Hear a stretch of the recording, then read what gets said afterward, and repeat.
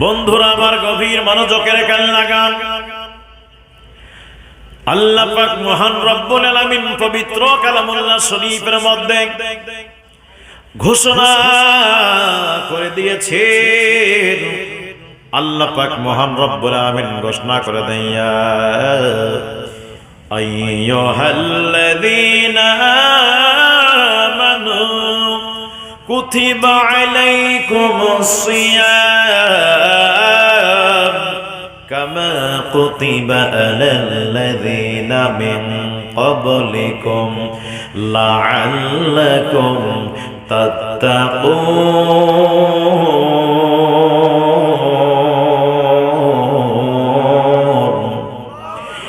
আল্লাহ পাক ডাক দিয়া বলে, ইমানদার বান্দারা রে, ও আমার ইমানদার বান্দারা, শোনো শোনো, আমি আল্লাহ তোমাদের উপরে এক মাসের রোজাকে ফরজ করে দিলাম।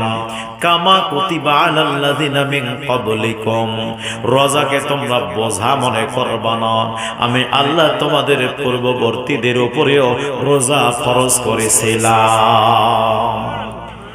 রোজা আগে থেকেই ছিল। রোজা সর্বপ্রথম কে রাখেছেন? হযরতে আদম আলাইহিস সালাতু ওয়াস সালাম রেখেছেন। রোজা আমাদের অনেক আগ থেকে এসেছে, তবে রোজার সংখ্যার মধ্যে পার্থক্য আছে। বন্ধুরা রে আমার, ও আমার যুবক ভাইরা, কিছু কথাগুলো বলে দিয়ে চলে যাই, একটু গভীর মনোযোগের কান লাগান। রোজা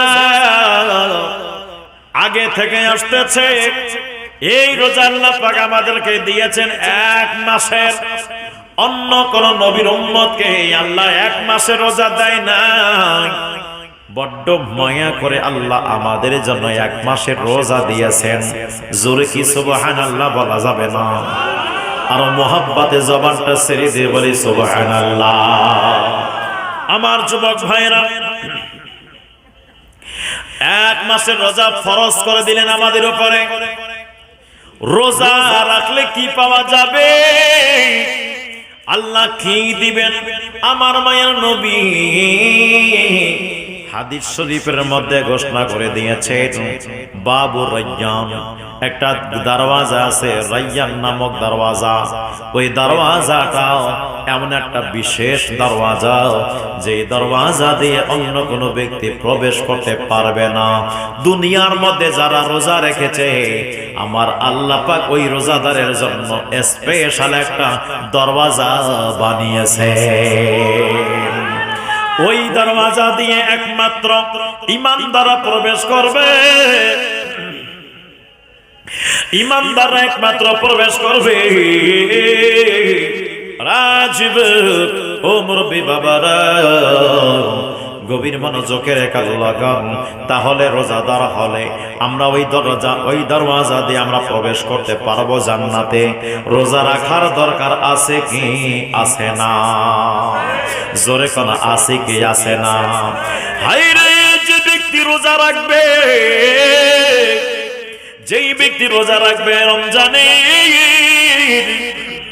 আমার মায়ার নবী হাদিস শরীফের মধ্যে ঘোষণা করে দেয়, মা তাকদ্দামা মিন যামবি, আমার রাসূল বলে দেয়, যারা রমজানে রোজা রাখবে ঈমানান ওয়া ইহতিসাবান, ঈমানের সাথে এবং নিষ্ঠার সাথে যারা রমজানে রোজা পালন করবে, আমার মায়ার নবী ডাক দিয়া বলেন, ওই ব্যক্তির অতীতের গুনাহ মাফ হয়ে যাবে।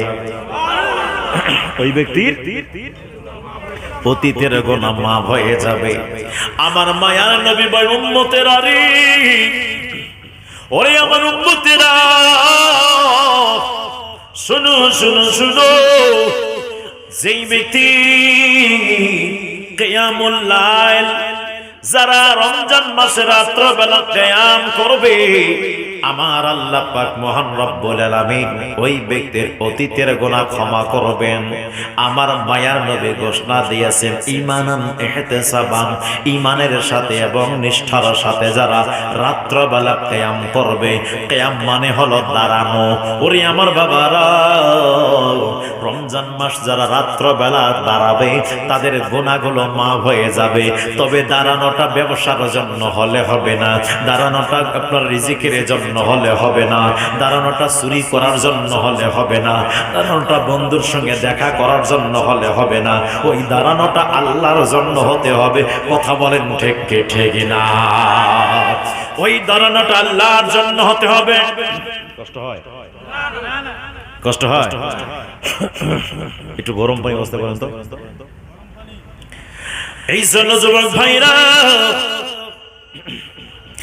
ও মুরব্বী বাবাজিরা গো, আমার নবী বলে দেন, ইমানের সাথে নিষ্ঠার সাথে যদি কোনো ব্যক্তি রমজান মাসে রাত্রবেলা কিয়াম করবে, আমার আল্লাহ পাক মহান রব্বুল আলামিন ওই ব্যক্তির অতীতের গুনাহ মাফ করে দিবেন।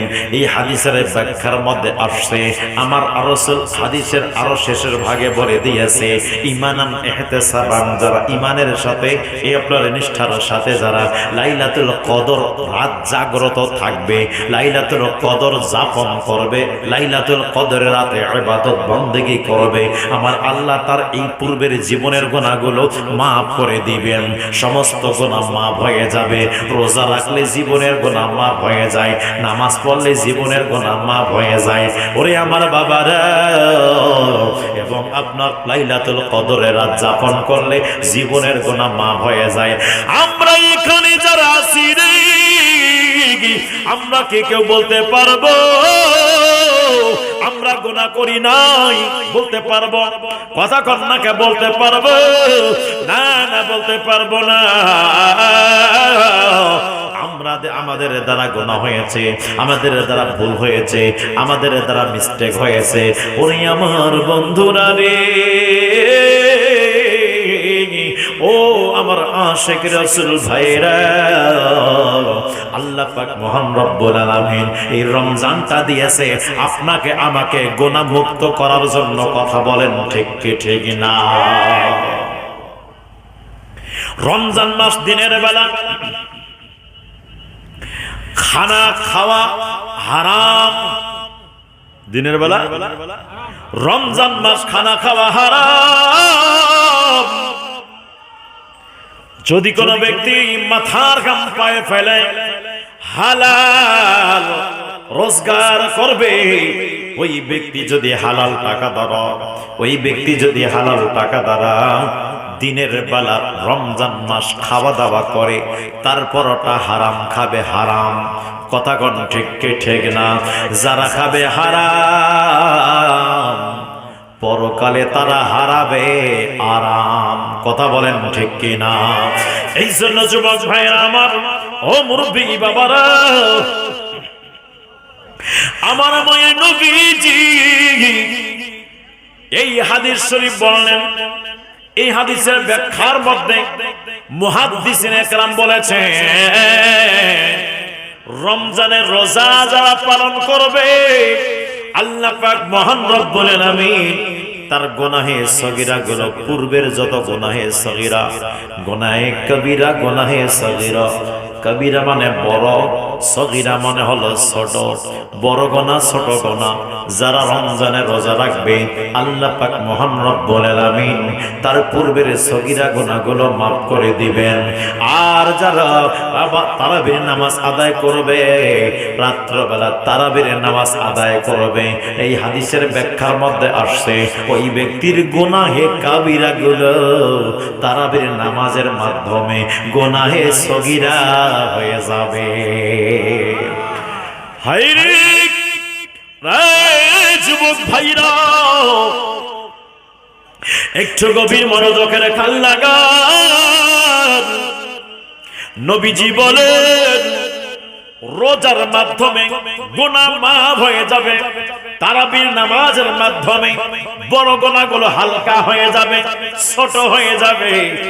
রোজা দ্বারা একবারে গুনাহ পরিষ্কার হয়ে যাবে। অর্থ কি দাঁড়ালো? রোজা এবং তারাবি দুটাই মিলে আপনাকে আমাকে গুনাহ মুক্ত করলো। সুবহানাল্লাহ বলেন না কেন? অর্থ কি দাঁড়ালো? এটাই দাঁড়ালো, রোজা এবং তারাবি আপনাকে আমাকে গুনাহ মুক্ত করলো। তারাবি নামাজ 8 রাকাত না 20 রাকাত? কথা কন না কা, কথা কন না কা। তারাবির নামাজ হলো 20 রাকাত, 8 রাকাতের মৌলবীরা আছে।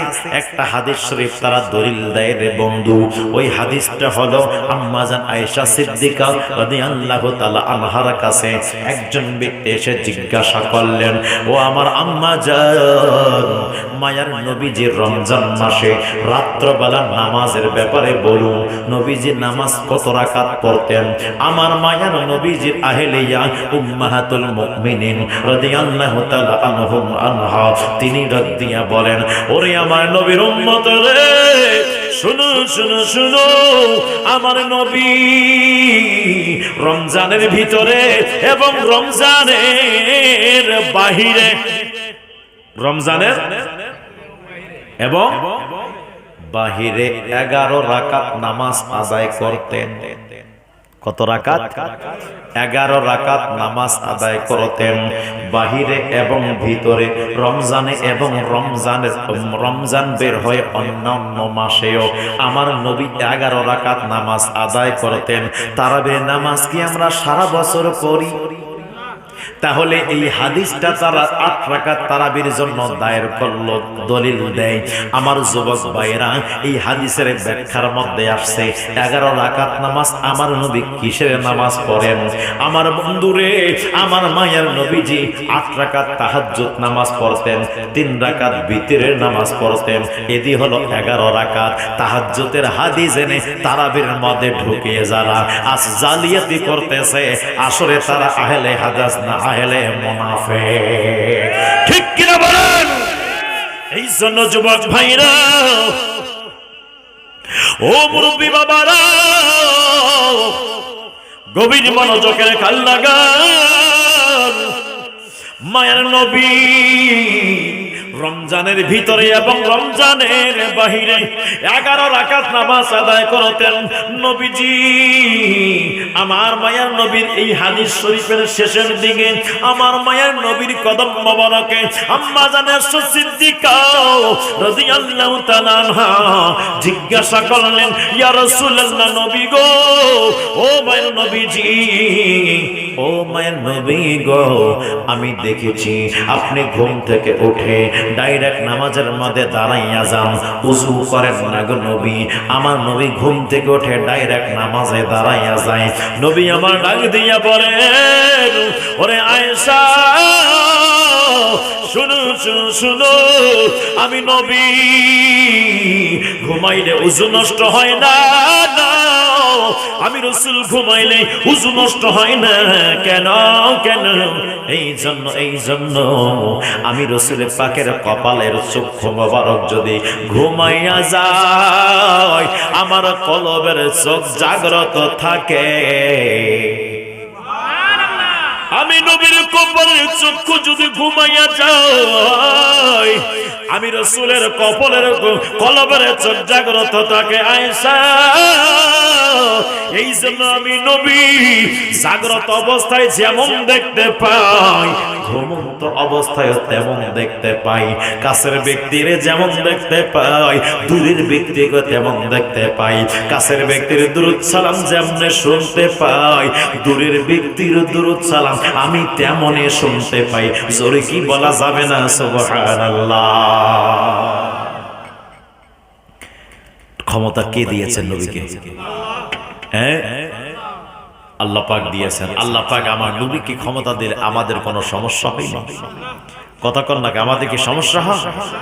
আমার রাসূল পাক মদিনার মুনাওয়ারা থেকে আজকে মাহফিল দেখার ক্ষমতা আছে কি আছে না? জবানটা ছেড়ে দিয়ে বলে আছে কি আছে না? ক্ষমতা দিয়েছেন কে? আমার আল্লাহ পাক আমার দয়াল নবীকে ক্ষমতা দিয়েছেন। এমন ক্ষমতা দিয়েছেন, এমন ক্ষমতা দিয়েছেন, আমার নবীজি সারা জাহানকে, শ্রী আল্লাহর সৃষ্টি জগৎকে হাতের তালুর মতো দেখতে পায়। জোরে কর না সুবহানাল্লাহ। আমার যুবক ভাইয়েরা, আমার ও মুরব্বী বাবাজিরা গো, গভীর মনোযোগের কাজে লাগান।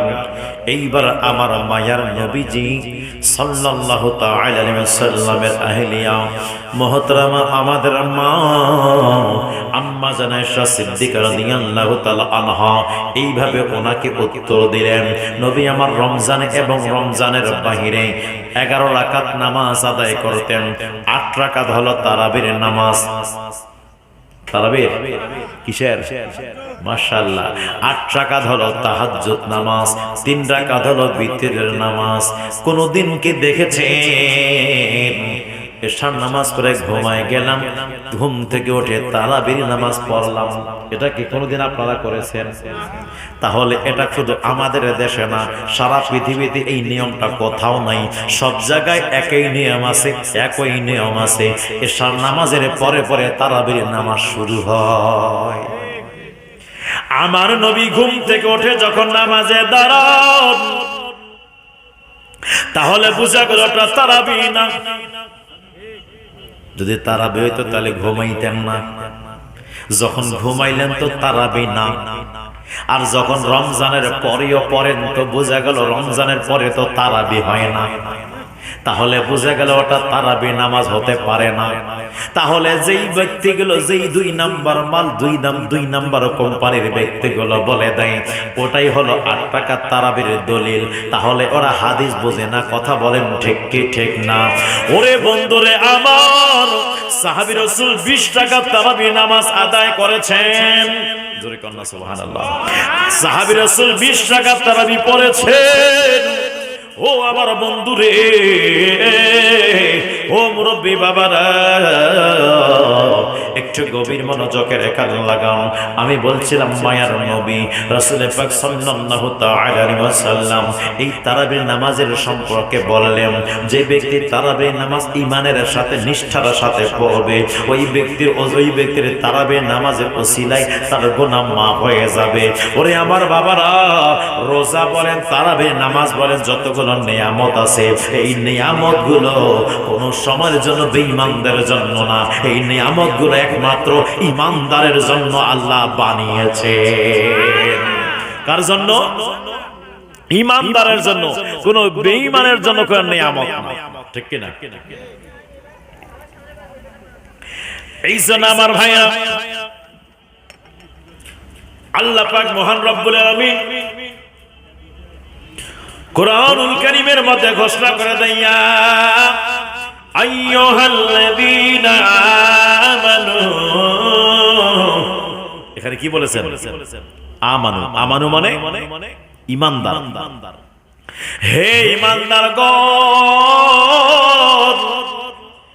তাহলে ঈমানদাররাই শুধু রোজা রাখে, বেঈমানরা বিধর্মীরাও রোজা রাখলে ওটা রোজা হবে না।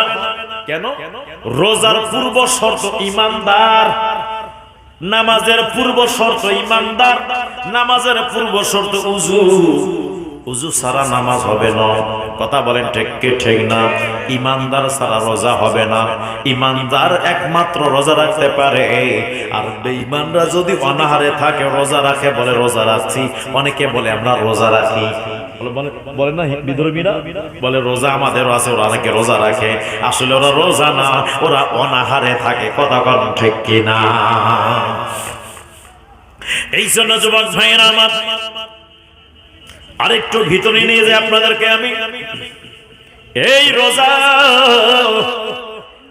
আমরা সুবহে সাদিক থেকে শুরু করে সূর্য অস্ত হওয়া পর্যন্ত আমরা রোজা পালন করি। সুবহে সাদিক থেকে নিয়ে সূর্য অস্ত হওয়া পর্যন্ত এই সময় আমরা রোজা রাখি। রে যুবক ভাইরা আমার, কিন্তু আমার মায়ার নবীজি যে সময় রোজার বিধান চলে আসলো ওই সময় এই বিধান ছিল না। ওই সময় এই বিধান ছিল না। ওই সময় বিধান ছিল একদম এশার আজান থেকে শুরু করে পরের দিন সূর্য অস্ত হওয়া পর্যন্ত রোজার সময়। কোন সময়? শুধু মাগরিব থেকে এশা পর্যন্ত পানাহার চলবে, মাগরিব থেকে এশা পর্যন্ত খাওয়া দাওয়া চলবে। আবার মাগরিব থেকে এশার মাঝখানে যদি কোনো ব্যক্তি ঘুমায় যায়, ঘুম থেকে উঠে আর খাইতে পারবে না, ওই রকমের রোজা রাখতে হবে। আমার যুবক ভাইরা, একজন সাহাবী রাসূল মাঠে কাজে গিয়েছেন, প্রচন্ড শ্রম দিয়েছে। প্রচন্ড শ্রম দেওয়ার পরে এইবার বাসায় আসলেন। ইফতারের পূর্ব মুহূর্তে এসে দেখতেছেন বিবির এখনো ইফতার রেডি হয়নি, খাওয়া দাওয়া এখনো রেডি হয়নি, একটু দেরি লাগবে। এইবারে তার স্বামী বলল, কি ব্যাপার, কত সময় লাগবে? আর একটু সময় লাগবে। বলে ঠিক আছে, তুমি রেডি করে নিয়ে আসো, আমি এখন একটু আরাম করে বিশ্রামে যাই। যেই মাত্র বিশ্রামে গেলে রে যুবক ভাইরা, ও মুরব্বী বাবারা, যেই মাত্র বিশ্রামে গিয়েছে, এইবার এই সাহাবী রাসূল ঘুমায় পড়েছেন। ওনার স্ত্রী এসে দেখে উনি ঘুমায় গেছে, আর ডাকতে পারবে না, যেহেতু ঘুম থেকে উঠে খেতে পারবে না, এই জন্য ডাকলেন না। এইভাবে দিনে রোজা রাখলেন। আবার পরের দিনে চলে গেল, ওই অবস্থায় মাঠে কাজে গিয়েছে। কাজ করতে রে বাবা, যখন সূর্য মাথার উপরে চলে আসছে, প্রচন্ড রোদের হিটের কারণে ওই ব্যক্তি আর নিজেকে কন্ট্রোল করতে পারে নাই, স্থির রাখতে পারে নাই, জ্ঞান হারাইয়া জমিনের মধ্যে পড়ে গেছে। জ্ঞান হারাইয়া জমিনে পড়ে গেছে। আমার যুবক ভাইরা, ও মুরব্বী বাবারা, এইবার ওই সাহাবী রাসূল জ্ঞান হারাইয়া পড়ে গেছে। ওনাকে কয়েকজন সাহাবী রাসূল ধরে বাসায় এনেছে। বাসায় আনার পরে আমার নবীকে খবরও দিয়েছেন। আমার রাসূল পাক সাল্লাল্লাহু তাআলা আলাইহি ওয়াসাল্লাম এইবার সাহাবী রাসূলের কাছে আসলেন, দেখার জন্য আসলেন।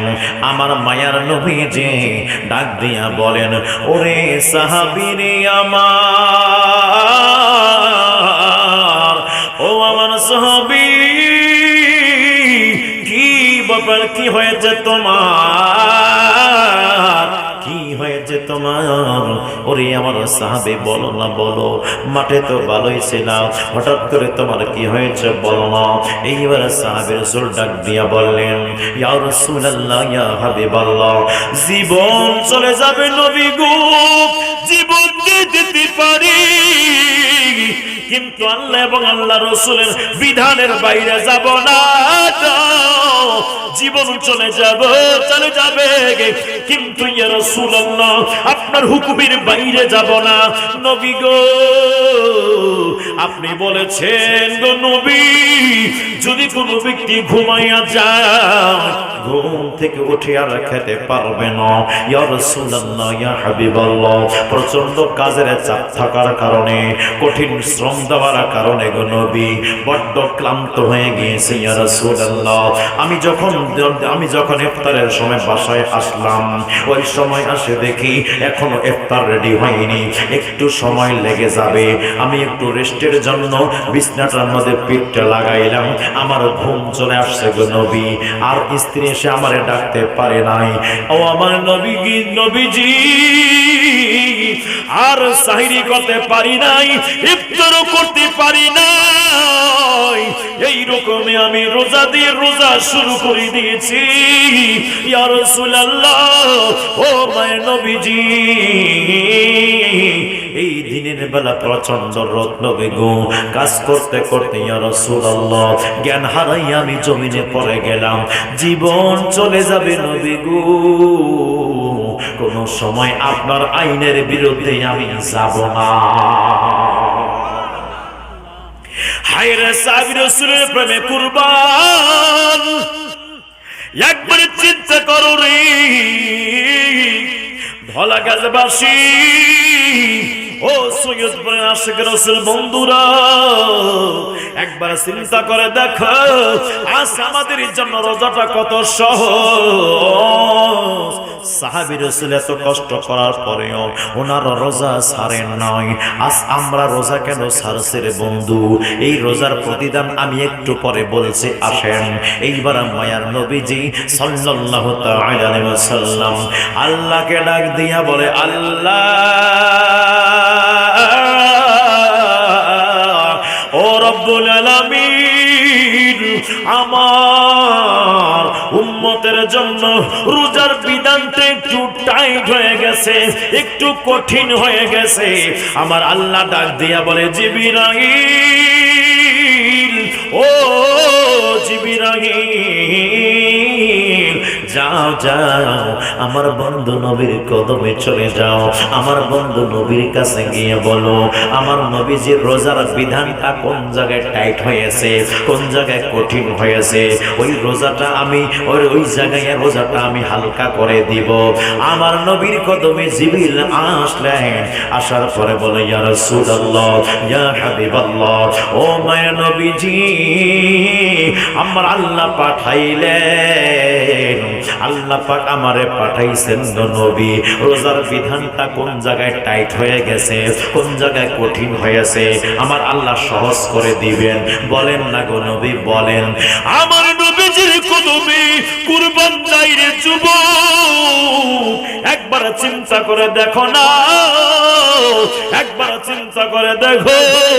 আমার নবীজি ওই সময় বলে, আল্লাহ আমার উম্মতের জন্য কোন রোজাটা, এই রোজাটা এই জায়গায় শিথিল করতে হবে। আমার উম্মতরা যদি মাগরিব থেকে শুরু করে একদম সুবহে সাদিক পর্যন্ত পানাহারের অর্ডার দিতা, নবী আমার বলেন, আল্লাহ ও রব্বুল আলামিন, এই আমার উম্মতের জন্য মাগরিব থেকে শুরু করে সুবহে সাদিক পূর্ব মুহূর্ত পর্যন্ত যদি খাওয়া দাওয়ার অর্ডার দিয়ে দিতা, আমার উম্মতের জন্য কত ভালো হইতো, আমার উম্মতের জন্য আসান হয়ে যাইতো, আমার উম্মতের জন্য সহজ হয়ে যাইতো। আমার আল্লাহ ডাক দিয়া বলেন, জিবরাইল রে, ও আমার জিবরাইল,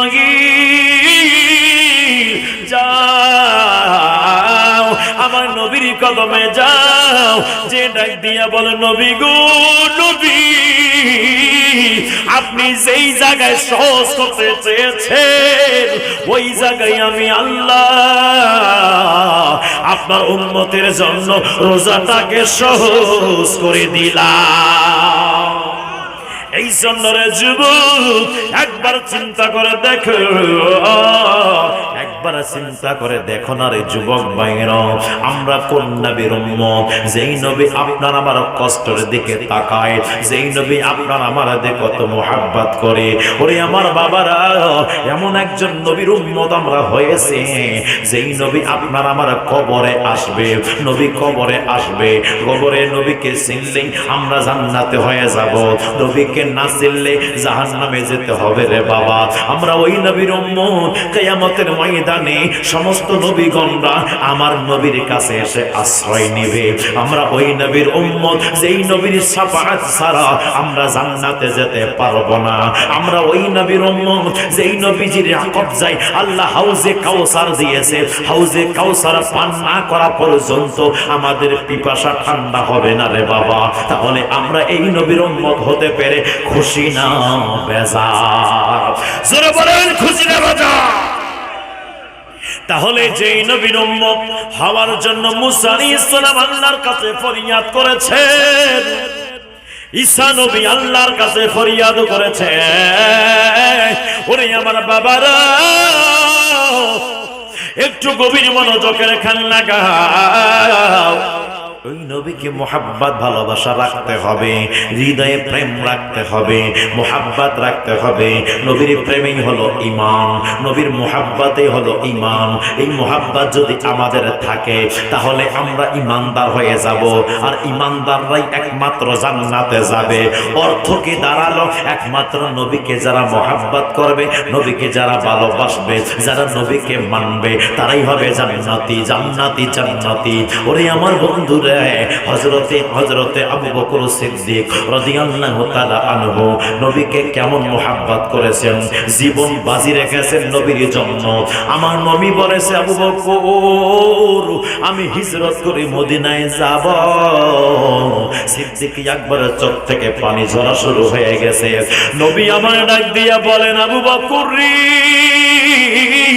ও আমার আবু বকর, তুমি কেন কান্না করো বলো না, বলো তুমি কেন কান্না করো? সিদ্দিক আকবর ডাক দিয়া বলে, ইয়া রাসূলুল্লাহ, আপনাকে ছাড়া কেমনে থাকতাম, আপনাকে ছাড়া কিভাবে থাকবো আমি? ও মায়ের নবী, আমি আপনাকে ছেড়ে থাকতে পারবো না। নবী আমার ডাক দিয়া বলেন, টেনশন করো না, আমি রাসূল তোমার হিজরতের সাথী বানাবো। হিজরতের সাথে আমি আবু বকর তোমারে বানাবো।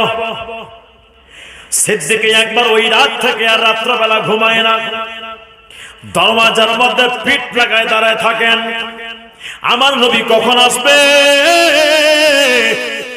আমার নবীর অপেক্ষায় দাঁড়ায় থাকেন। ওরে আমার বাবারা, তিনি যেভাবে দাঁড়ায় থাকবেন, দাঁড়ানোর জন্য দলিল তালাশ করলো না, দাঁড়ানোর জন্য কোরআনুল কারীমে দলিল আছে কি আছে না, নবীর জন্য এভাবে ওয়েট করতে হবে, অপেক্ষা করতে হবে, দাঁড়ায় দাঁড়ায় থাকতে হবে। একটা দলিলও দেখলেন না, বিনা দলিলে ছাড়া, দলিল ছাড়া নবীর প্রেমের থেকে, নবীর মুহাব্বতের স্থান থেকে তিনি এই কাজটা করেছে, নবীর জন্য দাঁড়ায় আছে। ওরে আমার যুবক ভাইরা, মিলাদ পড়ার পরে আমরা যে কিয়াম করি, এটা ফরজ নয়, তবে এটা মুস্তাহাব। এটার মধ্যে আমার নবীর ভালোবাসা আছে কি আছে না, আছে কি আছে না? এটার মধ্যে আমার নবীর ভালোবাসা আছে। এই যুবক ভাইরা, একটু গভীর মনোযোগের কান লাগাম। সিদ্দিক আকবর যদি দলিল তালাশ করে না, দলিল ছাড়া যদি নবীর জন্য রাত্র জাগরণ করতে পারে, ওই প্রেমের বলে, ওই নবীর মুহাব্বত আমাদের অন্তরে আছে, ওই নবীকে তো আমরা ভালোবাসি, ওই নবীকে তো আমরা মুহাব্বত করি, ওই নবীকে তো আমরা মানি। জবানটা ছেড়ে দিয়ে বলো, ওই নবীর ভালোবাসায় মিলাদে আমরা দাঁড়িয়ে দাঁড়িয়ে সালাতু সালাম পেশ করতে চাই কি চাই না? দুই হাত তুলে বলি, চাই কি চাই না? আল্লাহ দিয়েছেন নবীকে সম্মান, আল্লাহ দিয়েছেন নবীকে সম্মান, তোমার নেশায় হবে কি নবীর সাথে বেয়াদবি করলে, নবীর সাথে বেয়াদবি করলে আমল করে হবে কি? আল্লাহ দিয়েছেন নবীকে সম্মান, কথা বলেন ঠিক ঠিক না? আমার যুবক ভাইয়েরা, ও মুরব্বী বাবাজিরা, কষ্ট হয়, চলবে? হ্যাঁ, একটু গভীর মনোযোগে রাখার লাগান। সাহাবী রাসূল উনি জ্ঞান হারাইয়া জমিনে পড়ে যাবার কারণে রাত্রবেলা খাওয়া দাওয়া আমাদের জন্য আল্লাহ জায়েজ করে দিলেন, ঠিক কিনা? হায়রে, যদি এটা জায়েজ না হইতো আমাদের জন্য কত কঠিন হইতো, কি কথা কয়, হইতো কি না? এত সহজ করার পরেও, এত সহজ করার পরেও তারপরে আমরা রোজা থাকি না। বুখারী শরীফ একটা হাদিস শরীফ শুনেন। আমার নবীর কদমে একজন সাহাবী রাসূল আসলেন, এসে বলে, ইয়া রাসূলুল্লাহ, নবী গো, ও মায়া নবীজি, রমজান মাস দিনের বেলা রোজা অবস্থায় স্ত্রীর কাছে গিয়েছিলাম। রমজান মাস রোজা অবস্থায় দিনের বেলা স্ত্রীর কাছে গিয়েছিলাম। নবী আমার ডাক দিয়া বলেন, সাহাবী রে, যখন স্ত্রীর কাছে গিয়েছো তাহলে তুমি 60টা রোজা রাখো। স্ত্রীর কাছে গেলে রোজা অবস্থায় রোজা যাবে না থাকবে? কথা কেন? যাবে না থাকবে? সাহাবী রাসূল নবীর কাছে দাঁড়ায় মান সব কিছু আমার নবীকে বলেছেন। আমার নবী ডাক দিয়া বলে, সাহাবী রে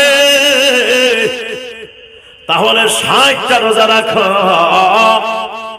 সাহাবী রাসূল ডাক দিয়া বলে, নবীজি 60টা রোজা রাখার মতো আমার শরীরের মধ্যে এনার্জি নাই, লাগাতার 60টা রাখতে হবে, মাঝখানে ব্রেক মারলে আবার ওই দিন থেকে 60টা শুরু হয়ে যাবে। সাহাবী রাসূল বলল, নবী গো, ও মায়ের নবীজি, শরীরের মধ্যে এনার্জি নাই গো নবী। আমার নবী ডাক দিয়া বলেন, যেহেতু শরীরের মধ্যে এনার্জি নাই, তাহলে একটা কাজ করো। কি কাজ ইয়া রাসূলুল্লাহ? বলে 60 জন মিসকিনকে দুবেলা করে 60 দিন পর্যন্ত খাওয়াও। সাহাবী রাসূল নবীর কদমে চোখের পানি ছেড়ে দিয়ে বলেন, নবীজি আমার, ও নবী গো, এত আমার অর্থ নাই, 60 দিন 60 জন মিসকিনকে দিনে 2 বার, আরে এক বেলা খাওয়ানোর কোনো এবিলিটি নাই, তো 60 দিন দুবেলা করে কেমনে খাওয়াইতাম নবী গো? আমার নবী ডাক দিয়া বলেন, সাহাবী রে তুমি রোজা ভাঙলা কেন? রোজাও রাখবা না, খাওয়াবা না, তো রোজা ভাঙলা কেন? বলে, হুজুর মিস্টেক হয়েই গেছে, এই জন্য আপনার কদমে আসলাম, সমাধান অবশ্যই অবশ্যই আছে। নবী আমার বললেন, একটু দাঁড়াও দেখি কি করা যায়। একটু পরে আমার নবীর কদম মোবারকে একজন সাহাবী রাসূল আসলেন, খেজুর নিয়ে আসলেন। আমার নবী ডাক দিয়া বলেন, আইনাল সাগিল? প্রশ্নকারী সাহাবীটা কই? লাব্বাইক ইয়া রাসূলুল্লাহ, ইয়া হাবিবাল্লাহ। নাও রে আমার সাহাবা, এই আমার দেওয়ানা আমারে খেজুর দিয়েছে, এই খেজুরগুলো আমি তোমারে দিয়ে দিলাম। হুজুর খেজুর কি করব? নবীজি বলেন, যাও খেজুর নিয়ে যাও। সাহাবী রাসূল বললেন, হুজুর খেজুর কি করতাম? নবীর কথা শুনে সাহাবী রাসূল ডাক দিয়া বলে, নবীজি খেজুরগুলো নিয়ে আমি কি করব? আমার নবী ডাক দিয়া বলেন, সাহাবী রে যাও যাও, এই খেজুরগুলো নিয়ে যাও, বাসার মধ্যে যাবা। বাসার মধ্যে যে দেখো রে আমার সাহাবী, তোমার এলাকার মধ্যে যতগুলো গরিব আছে, যতগুলো মিসকিন আছে, যতগুলো দরিদ্র মানুষ আছে, তাদের সবার কাছে খেজুরগুলো বন্টন করে দাও। এইবারে সাহাবী রাসূলের চোখ থেকে পানি শুরু হয়ে যায়। এইবার ডাক দিয়া বলেন, নবী গো আমার, ও আমার মায়ার নবীজি, এই কাজটা যদি আমি করি তাহলে মানুষ আমাকে দেখে মস্কারি করবে, মানুষ আমাকে দেখে ঠাট্টা করবে, মানুষ আমাকে দেখে হাসবে। নবী আমার বলেন, কেন রে সাহাবী, কি কারণে বলো না, বলো কি কারণে হাসবে, কি কারণে তোমাকে দেখে ঠাট্টা করবে, বলো না বলো। এইবার সাহাবী রাসূল বললেন, ও মায়ার নবী, আমার এলাকার মধ্যে আমার মতো গরিব একটাও নাই। যদি গরিবদের অডিট করা হয়, লিস্ট করা হয়, 1 নম্বরে আমার নামটাই আসবে, কারণ আমার মতো গরিব আমার এলাকায় আর কেউ নাই। যদি কি আল্লাহু আকবার বলা যাবে না? সাহাবী রাসূল বলেন, নবী গো, নবী আমার মতো গরিব নাই নাই। নবী আমার ডাক দিয়া বলেন, সাহাবী রে রে আমার সাহাবা, যাও যাও খেজুরগুলো নিয়ে যাও। নবীজি খেজুরগুলো কি করব? আমার নবী বলেন, যাও এই খেজুরগুলো তুমি খাবো, তোমার স্ত্রীকে খাওয়াবা, তোমার সন্তান সন্ততিকে খাওয়াবা। হুজুর খাওয়াইলাম, আমার রোজার কি হবে? আমার নবী বলো, যাও যাও এই খেজুরগুলো তোরাই খেয়ে নাও। আমি রাসূল বলে দিলাম, আমার আল্লাহ তোমার ওই খেজুর খাওয়াটাকে রোজার কাফারা হিসাবে কবুল করে নিবে। হায় রে, কোন নবীর উম্মত আমরা, কোন নবীর উম্মত আমরা, কোন নবীর উম্মত। ওরে বন্ধুরি, একবার চিন্তা করে দেখো না, দেখো মায়ার নবী রাহমাতাল লিল আলামিন রমজান মাসটা কত মোবারক মাস রে বন্ধু। এই রমজান মাসের ব্যাপারে আমার নবী ডাক দিয়া বলেন, রোজাদারের জন্য দুইটা করে ঈদ আছে, দুইটা করে আনন্দ মুহূর্ত আছে, রোজাদারের জন্য দুইটা আনন্দ মুহূর্ত। আমার সাহাবী রাসূল বলে, ইয়া রাসূলুল্লাহ কোন কোন সময় আনন্দ মুহূর্ত? আমার নবী বলে, ও আমার সাহাবারা, আনন্দ মুহূর্ত হলো এক নাম্বার যারা রোজাদাররা যখন ইফতার নিয়ে সামনে বসে পড়ে, ইফতার নিয়ে সামনে যখন বসে পড়ে রে সাহাবারা,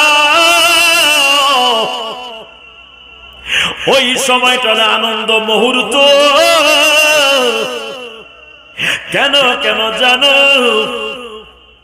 আল্লাহ পাক ফেরেশতাদেরকে ডাক দিয়া বলেন, ফেরেশতারা রে, ও আমার ফেরেশতারা, শোনো শোনো, দেখো না দেখো, আমার বান্দাদের দিকে তাকাও, আমার বান্দারা এখনো খায় না কে? ফেরেশতারা বলো না বলো। ফেরেশতারা বলে, আল্লাহ তোমার হুকুমের অপেক্ষায় আছে।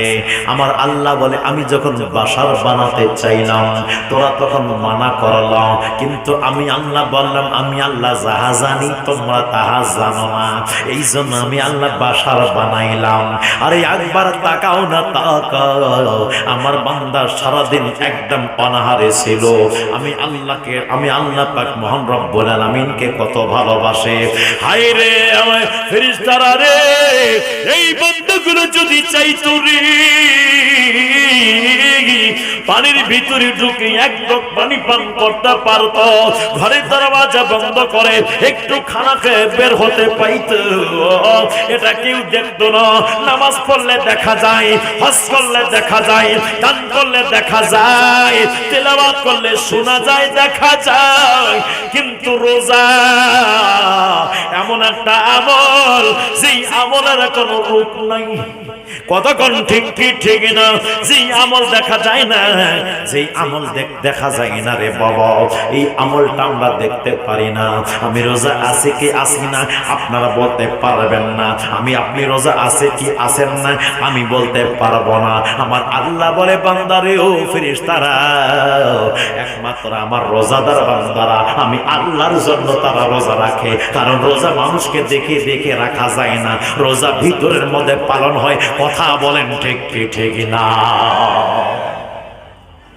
নবীজি বলেন, আমার নবী ডাক দিয়া বলে, সাহাবীরা রে,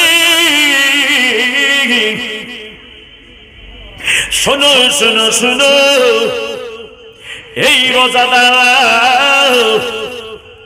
আল্লাহ পাক মহান রব্বুল আলামিন রোজা রাখার কারণে বান্দাদেরকে পুরস্কৃত করবেন, কিন্তু রোজার প্রতিদান স্বয়ং আমার আল্লাহ নিজেই হবেন।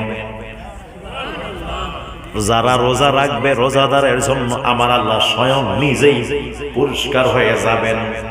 আমার আল্লাহ পাক রোজাদারকে সবকিছু দিবেন, দেওয়ার পরেও বলবে, রোজাদাররা তোমরা আমার জন্য রোজা রেখেছো, আমি আল্লাহ পাক এই রোজার প্রতিদান আমি আল্লাহ নিজের হাতে তোমাদেরকে দিব।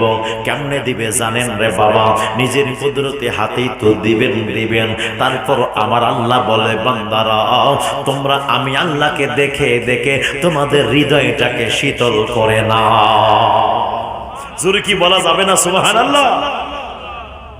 এই জন্য যুবক ভাইরা আমার, একটু গভীর মনোযোগের কান লাগান। আমার মায়ের নবীজি রাসূল পাক সাল্লাল্লাহু তাআলা আলাইহি ওয়াসাল্লাম বলেন, রোজাদাররা যখন ইফতার নিয়ে সামনে বসে, সামনে ইফতার রেখে যখন বসে পড়ে, আল্লাহর অর্ডারের জন্য অপেক্ষা করি। ইন দ্য মিন টাইমে আল্লাহ পাক ডাক দিয়ে বলে, ফেরেশতারা রে, যাও তোমরা মাঠে ছড়িয়ে পড়ো। আমার ওই বান্দারা খানা দানা সামনে রেখে খায় না, আমি আল্লাহর আমি আল্লাহর অর্ডারের অপেক্ষা করছে। আমি আল্লাহ অর্ডার দিব, তারপরে তারা খানা দানা শুরু করবে, তারপরে তারা রোজা খুলবে। সারাদিন অনাহারে আছে রে, একবার দেখো না দেখো আমার বান্দারা আমি আল্লাহর হুকুমের অপেক্ষায় আছে খায় না। ওরে আমার বান্দারা, ওরে ফেরেশতারা রে, যাও যাও জমিনে চলে যাও যাও, দেখো দেখো আমার রোজাদার বান্দারা, মনে কোনো যন্ত্রণা আসেনি, মনে কোনো ব্যথা আসেনি, মনে কোনো কষ্ট আসেনি, কোনো কথা আসেনি, কোনো কল্পনা আসেনি, কোনো জল্পনা আসেনি, কোনো উদ্দেশ্য আসেনি। আমার ওই বান্দারা যাহা আমি আল্লাহর কাছে চাইবে, আমি আল্লাহ পাক দিতে দেরি করব না, যখনই চাইবে সাথে সাথে দিয়ে দিব। ওরে বন্ধুরে, এই জন্য আল্লাহ রোজাদারকে এত মহব্বত করে রে বন্ধু। রোজাদার যখন ইফতারের সামনে নিয়ে বসে, যাহা চায় তাহা পায়। জোরে কোন সুবহানাল্লাহ। এই জন্য ইফতারের সামনে রেখে একটু দোয়া করবেন, ভালো ভালো নিয়ত করবেন, ভালো ভালো কথা বলবেন, নিজের আমার মনের কথাগুলো আল্লাহ তাআলাকে বলবেন, আমার আল্লাহকে জানাবেন। আমার আল্লাহ পাক ওই রোজাদারের কথাগুলো বিদ্যুতের চেয়ে আরো গতিতে আমার আল্লাহ কবুল করে নেন। জোরে কি সুবহানাল্লাহ বলা যাবে না?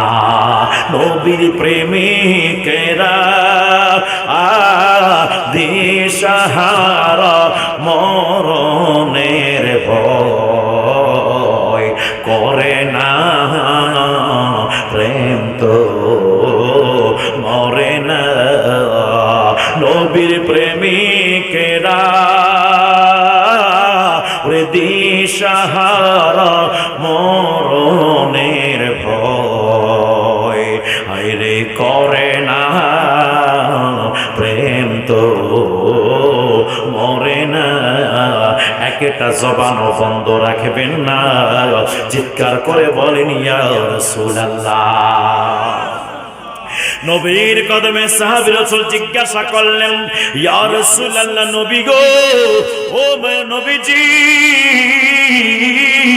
ও আমার নবীজি, আর একটা মুহূর্ত, কোন মুহূর্তটা আছে, কোন মুহূর্তটা আছে গো ইয়া রাসূলুল্লাহ, যেই সময়টাকে রোজাদারের জন্য আনন্দের সময়, যেই সময়টাকে রোজাদারের জন্য একদম আপনার খুশির সময়, আমার রাসূল পাক বলে দেয় আল্লাহ পাকের দিদারের সময়। রোজাদারকে আমার আল্লাহ দিদার দিয়ে ধন্য করবে। জোরে কি সুবহানাল্লাহ বলা যাবে না? এই জন্য যুবক ভাইরা আমার, ও মুরব্বী বাবাজিরা, এই রমজান মাস একদম অনেক নিয়ামতপূর্ণ মাস। শাহরু রমাদানাল্লাযী উনজিলা ফীহিল কুরআন। আল্লাহ পাক ডাক দিয়া বলেন, আমি আল্লাহ রমজান মাসে কোরআন অবতীর্ণ করলাম। আমার বন্ধুরে আমার, এই রমজান মাসে কোরআন অবতীর্ণ করলেন আমার আল্লাহ। এই কোরআনটাকে আমাদের জন্য হুদাল লিন্নাস, মানুষের জন্য হেদায়েত করে পাঠাই দিয়েছেন। এই কোরআনটা আমাদের জন্য সংবিধান, এই কোরআনটা আমাদের জন্য হেদায়েতের একটি গাইড বুক। আমার বন্ধুরে আমার, এই কোরআন মানতে হবে। কোরআনে যা আছে সব কিছু আছে কি আছে না? এক কথা কোন, কোরআনে সব কিছু আছে কি আছে না? হায়রে, কোরআনে সব কিছু আছে। এই কোরআনটা নাজিল কার উপরে হয়েছে?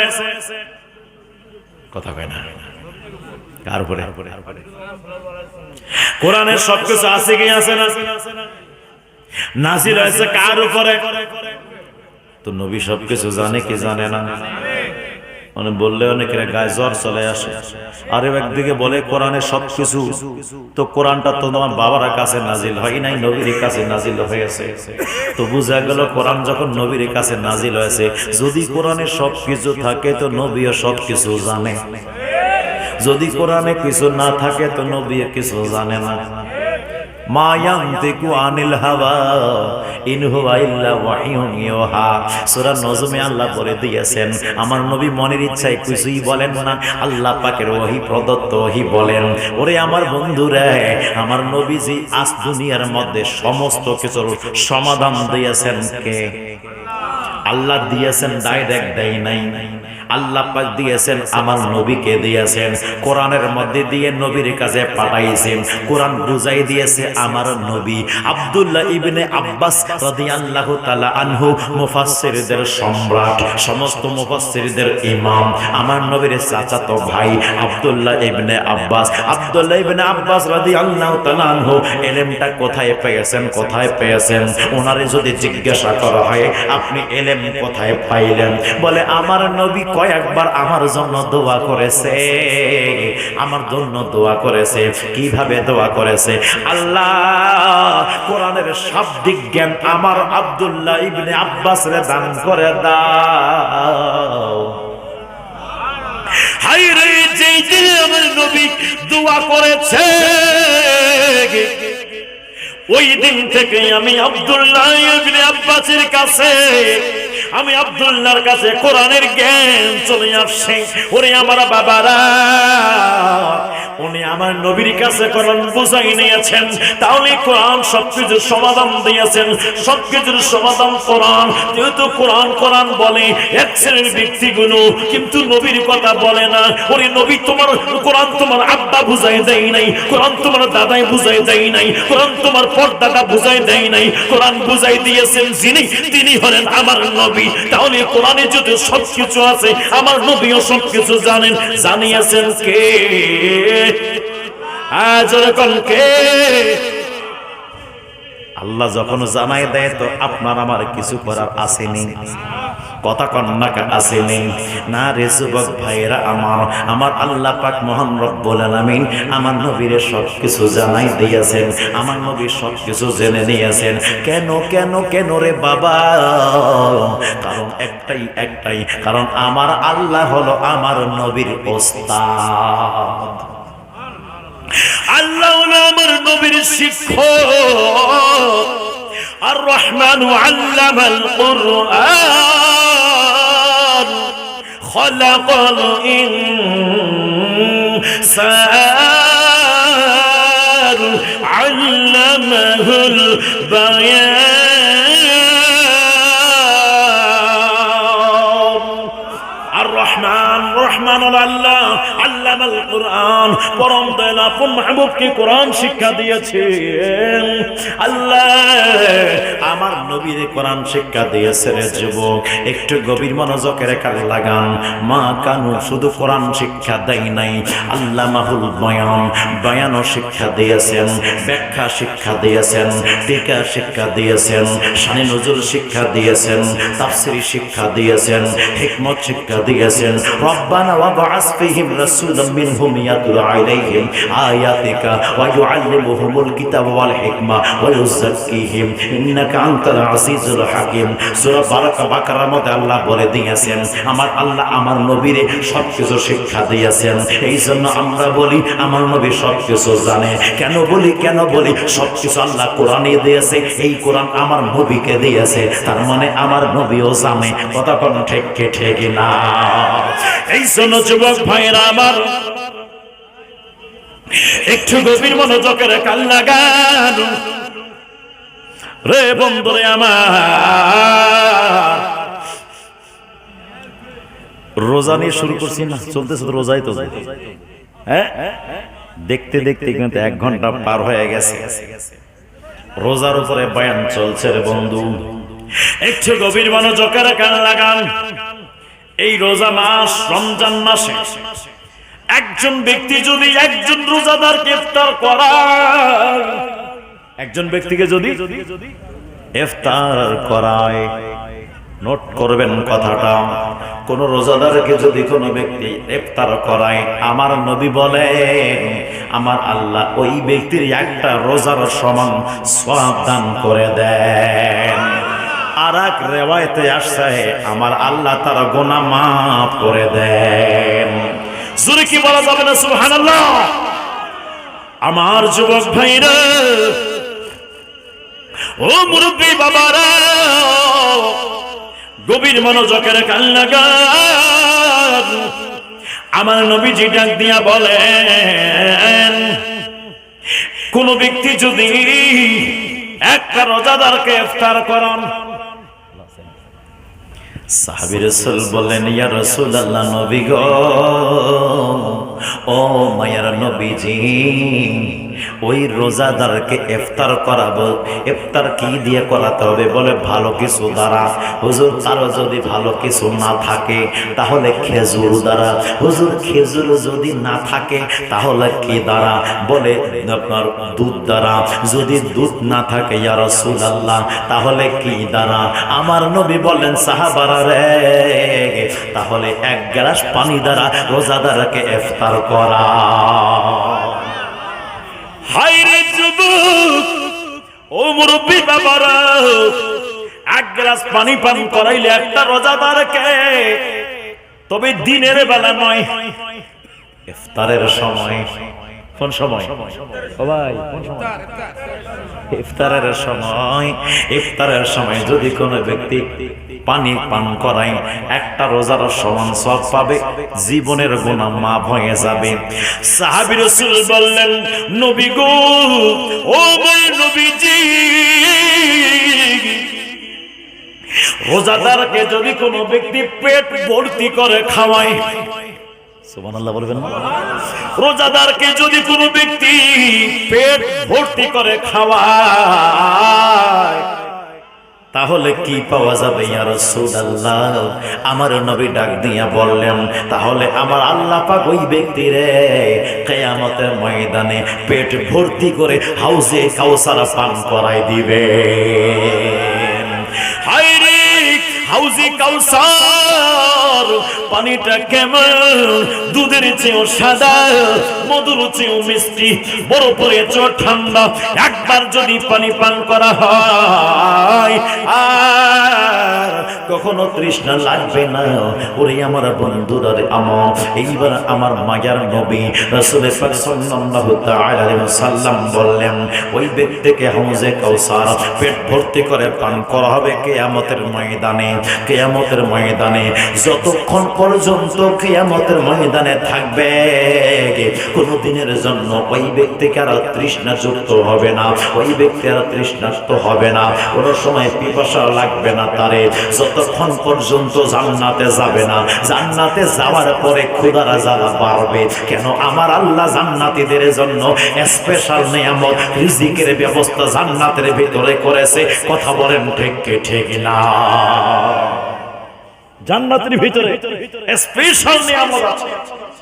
এই নিয়ামতগুলো সবাই পাবে না। যারা ঈমানান ওয়া ইহতিসাবান, ঈমানের সাথে নিষ্ঠার সাথে যারা সিয়াম সাধন করবে, সিয়াম পালন করবে, এই ব্যক্তিগণের জন্যই আমার আল্লাহ এই নিয়ামত বরাদ্দ দিয়েছে। ঈমান শর্ত। ঈমান, ঈমান ছাড়া যদি কোনো ব্যক্তি রোজা, কেন এরকম হাজার মাসে যদি রোজা পায়, যাররা পরিমাণও ফায়দা হবে না। কথা কি বুঝে আসছে?